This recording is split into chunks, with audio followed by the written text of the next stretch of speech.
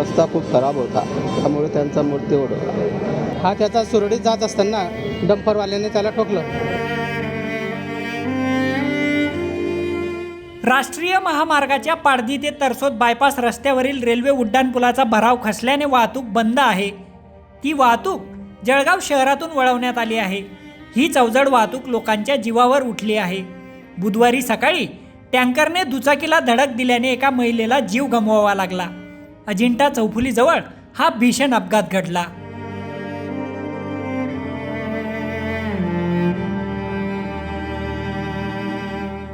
मंगला अर्जुन माळी असं या अपघातात ठार झालेल्या महिलेचं नाव आहे.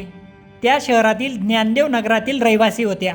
या घटनेत त्यांचा मुलगा भरत हा देखील जखमी झालाय. दोघे आईलेक पिंपराळा बाजारात भाजीपाला विक्रीसाठी दुचाकीवरून जात होते. भरत दुचाकी चालवत होता. अजिंठा चौफुलीजवळ त्यांच्या दुचाकीला एका टँकरने जोरात धडक दिली. त्यात मंगला माळी खाली रस्त्यावर पडल्या. टँकरच्या चाकाखाली आल्यामुळे त्यांचा जागीच मृत्यू झाला. या घटनेनंतर टँकर चालक घटनास्थळावरून पळून जात होता, पण लोकांनी त्याचा पाठलाग करत त्याला पकडलं. या घटनेची माहिती मिळताच माळी यांच्या नातेवाईकांनी जिल्हा रुग्णालयात धाव घेतली होती. माझ्या मिसेस आज सकाळी 8:15 वाजता अजिंठा चौफुलीवर ॲक्सिडेंट झाल्यामुळे देहांत झाले. रस्ता खूप खराब होता, त्यामुळे त्यांचा मृत्यू ओढवला. गाडीवाल्याने त्यांना मागून ठोकलं आणि त्या चाकाखाली गेल्या. खराब रस्त्यामुळे झालंय काय? खराब रस्त्यामुळे झालंय का सगळं? खराब रस्त्यामुळे सर्व काही घडलं आहे. आमच्या वहिनी व पुतण्या हा पिंपराळा बाजारात जात असताना अजिंठा चौफुलीच्या पुढे जात असताना म्हणजे तो सुरळीत गाडी चालवत होता.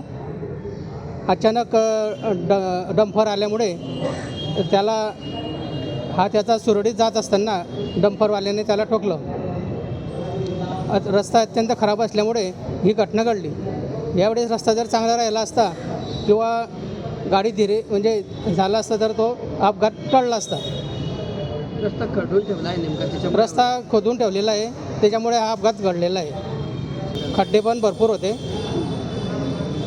काय नाव होतं माहीत त्यांचं? मंगलाबाई अर्जुन माळी. तुमच्या कोण होतं? वहिनी तुमचं काय नाव आहे? शिवाजी कडूमाळी. काय मागणी असणार आहे तुमच्या आता? मागणी काय आपली? मागणी की रस्ता चांगला व्हावा आणि त्या कंटेनरवाल्याला जास्तीत जास्त कडक शिक्षा व्हावी. रोडाचं सिमेंटच्या रोडाचं काम चालू केलेलं आहे, पण त्याच्या आधी रस्ता असा खणून ठेवलेला आहे की तिथं मोटरसायकलवाला जर गेला जोरात म्हणा की हळू म्हणा, ती गाडीचा बॅलन्स जातो आणि तो साहजिकच तो रस्त्यावरनं पडणार आहे.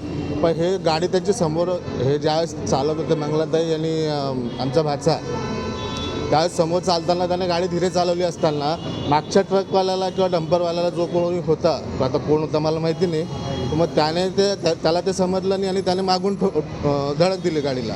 तर धडक दिल्यामुळे ही उजव्या बाजूला पडली, तो डाव्या बाजूला पडला आणि याच्या अंगावरनं तर गाडीचं चाक गेलेलं आहे. जर का रस्ता चांगल्या प्रतीचा असता किंवा ज्यावेळेस तुम्हाला काम आहे त्यावेळेस तुम्ही खणा किंवा बॅरिकेड्स बंद लावा तिथे किंवा रस्ता बंद करा, तेवढा तात्पुरता जर केला असता तर हा अपघात घडला नसता.